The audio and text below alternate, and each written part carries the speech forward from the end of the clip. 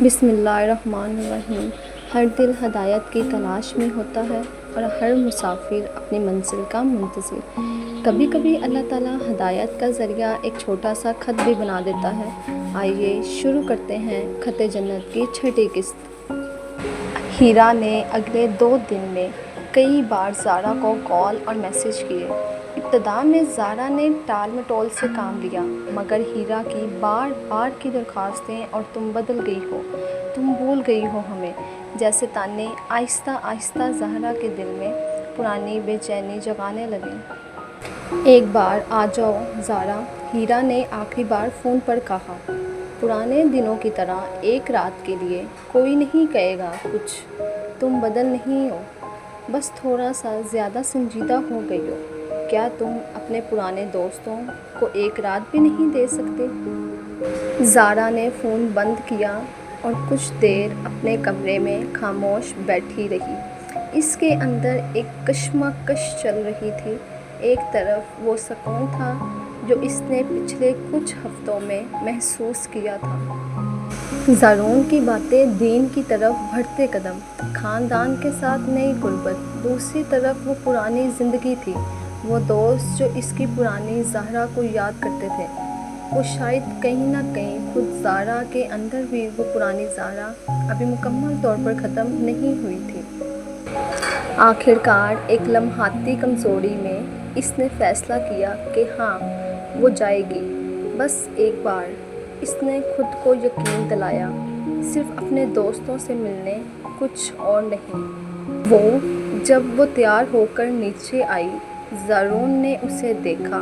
اس کے چہرے پر سوال تھا، مگر اس نے کچھ نہ پوچھا۔ کہاں جا رہی ہیں؟ اس نے آخر پوچھ ہی لیا۔ دوستوں کے ساتھ، زارا نے کچھ جھجکتے ہوئے کہا۔ بس تھوڑی دیر کے لیے۔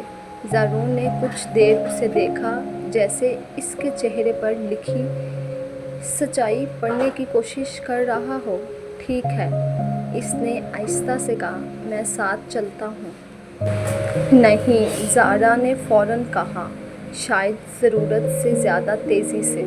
اس بار مجھے اکیلے جانے دو، میں بڑی ہو گئی ہوں۔ زارون، مجھے خود بھی کچھ فیصلے کرنے دو۔ زارون کے چہرے پر تشویش کی ایک لہر دوڑی، مگر اس نے خود کو روک لیا۔ ٹھیک ہے، اس نے کہا۔ اس کی آواز میں ایک عجیب سی تھکن تھی۔ مگر یاد رکھنا مس زارا، کبھی کبھار وہ راستے جو ہمیں سب سے زیادہ آسان اور مانوس لگتے ہیں، وہی سب سے زیادہ خطرناک ہوتے ہیں۔ پارٹی کا ماحول ویسا ہی تھا جیسا زارا کو یاد تھا۔ تیز موسیقی، روشنیاں، ہنسی مذاق۔ ابتدا میں زارا نے خود کو محفوظ اور خوش محسوس کیا، پرانے دوستوں کے ساتھ ہنستی رہی۔ مگر جیسے جیسے رات گزرتی گئی، وہی پرانا ماحول، لاپرواہی، بے مقصد باتیں ایک دوسرے۔ پھر اچانک بھیڑ میں سے اس کی نظر ایک جانی پہچانی شکل پر پڑی۔ زارون دور کھڑا پارٹی کے دروازے کے قریب۔ زارا کا دل زور سے دھڑکا، وہ اس کی طرف بڑھی، مگر جیسے ہی وہ قریب پہنچی، زارون کی آنکھوں میں جو کچھ تھا، اس نے زارا کو اندر تک ہلا دیا۔ ناراضگی نہیں، بلکہ گہرائی، خاموشی اور مایوسی۔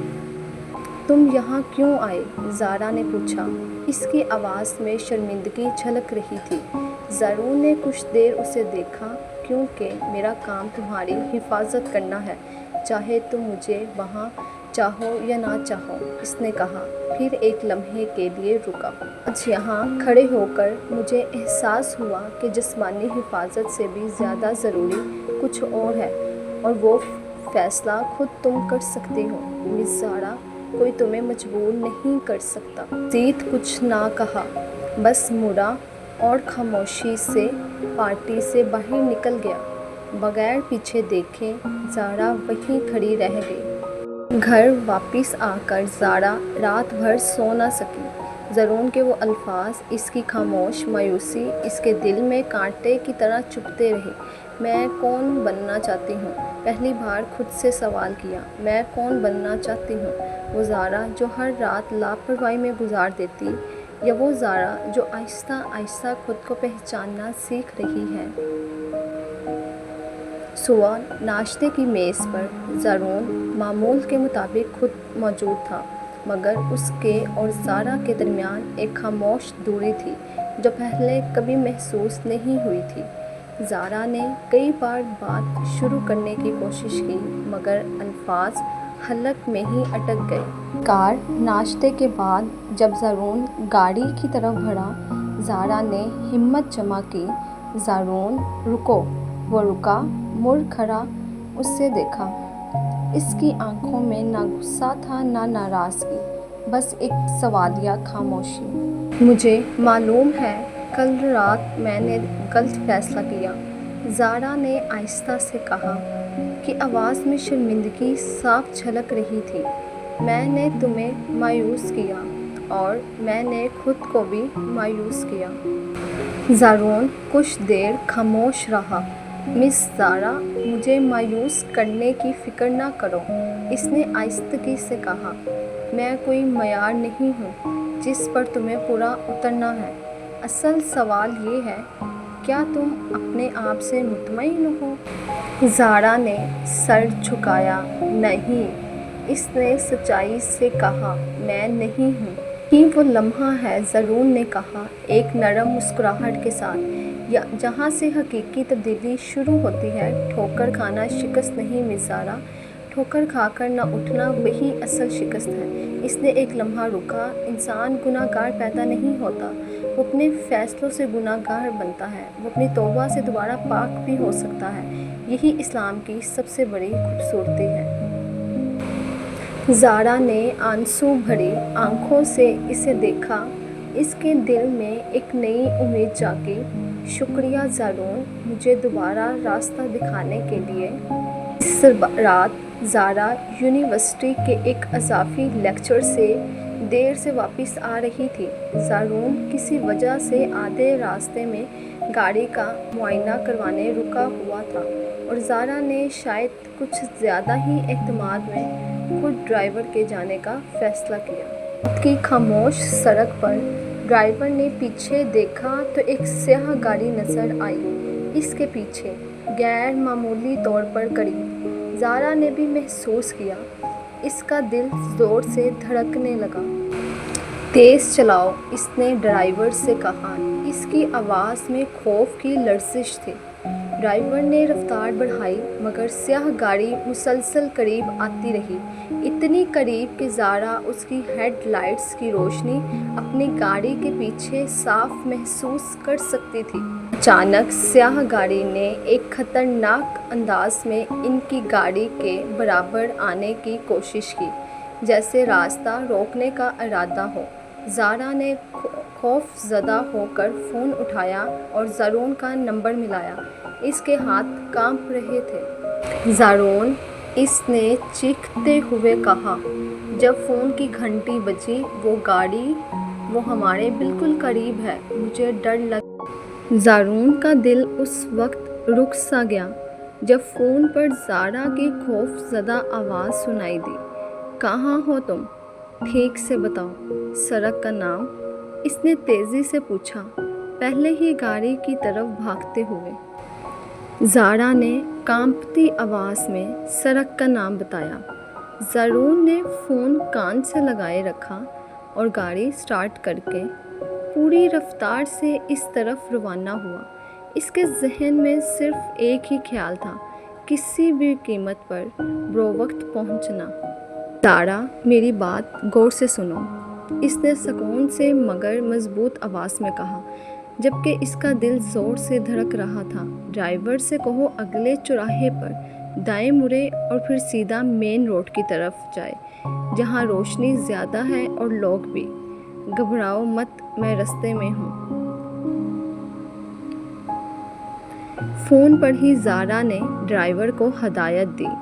گاڑی نے تیزی سے موڑ کاٹا، مگر سیاہ گاڑی نے بھی پیچھا نہ چھوڑا اور اس بار اس نے آگے بڑھ کر راستہ روکنے کی کوشش کی۔ ڈرائیور نے بروقت بریک لگائی، گاڑی لڑکھڑائی اور زارا کی چیخ نکلی۔ گاڑی سے دو نقاب پوش افراد اترے اور تیزی سے زارا کی گاڑی کی طرف بڑھے۔ ड्राइवर ने दरवाज़ा बंद करने की कोशिश की, मगर एक आदमी ने ज़ोर से दरवाज़ा खींच लिया। बाहर निकलो, खामोशी से, इसने धीमी आमेज़ लहजे में कहा। ऐन उसी लम्हे तेज़ रफ्तारी से आती हुई ज़ारून की गाड़ी ने ब्रेक लगाई और ज़ारून बिजली की तरह गाड़ी से निकलकर इन आदमियों की तरफ बढ़ा। एक लम्हे की कशमकश में इसने एक आदमी को ज़मीन पर पछाड़ दिया, जबकि दूसरा खौफज़दा होकर पीछे हटा। ज़ारा के करीब मत आना, ज़ारून ने सख्त धारती हुई आवाज़ में कहा। एक ऐसा गुस्सा जो ज़ारा ने पहले कभी इसके चेहरे पर नहीं देखा था। बाकी बचा आदमी जल्दी से गिरे हुए साथी को उठाकर गाड़ी में बैठा और तेज़ी से वहाँ से फरार हो गया। अंधेरे में गायब होते हुए ज़ारून ने फ़ौरन मुड़कर ज़ारा की तरफ देखा, जो गाड़ी में कांपती हुई बैठी थी। इसने दरवाज़ा खोला, इसे आहिस्तगी से बाहर आने में मदद दी। तुम ठीक हो? इसने पूछा। इसकी आवाज़ में फ़िक्र वाज़ेह थी। ज़ारा ने कुछ ना कहा, बस खुद को रोक ना सकी और ज़ारून के सामने खड़ी होकर रोने लगी। ज़ारून ने एक लम्हे के लिए हिचकिचाहट महसूस की, फिर आहिस्तगी से एहतियात के साथ इसे तसल्ली दी, बगैर किसी बेअदबी के। तुम महफूज हो, अब मैं यहाँ हूँ, इसने धीमी आवाज़ में कहा। कोई तुम्हें नुकसान नहीं पहुँचा सकता जब तक मैं सांस ले रहा हूँ। जब ज़ारून ने ज़मीन पर गिरे हुए आदमी का बैग चेक किया, जो भागते हुए वहीं छूट गया था, तो इसमें कुछ अजीब चीज़ें थीं। एक नक्शा, कुछ रकम और एक पुरानी मरी तरी तस्वीर। ज़ारून ने तस्वीर उठाई और जैसे ही इसकी नज़र इस पर पड़ी, इसके हाथ कांपने लगे। ये इसकी अपनी बचपन की तस्वीर थी, वही तस्वीर जो वो हमेशा अपने पास रखता था, वही जो इसने कभी किसी को नहीं दिखाई थी। ये तस्वीर यहाँ कैसे? इसने हैरत और खौफ के मिले जुले तासुरात के साथ कहा। ये लोग सिर्फ ज़ारा को निशाना नहीं बना रहे थे, ये लोग मुझे जानते हैं, मेरी पूरी ज़िंदगी की तफसील जानते हैं।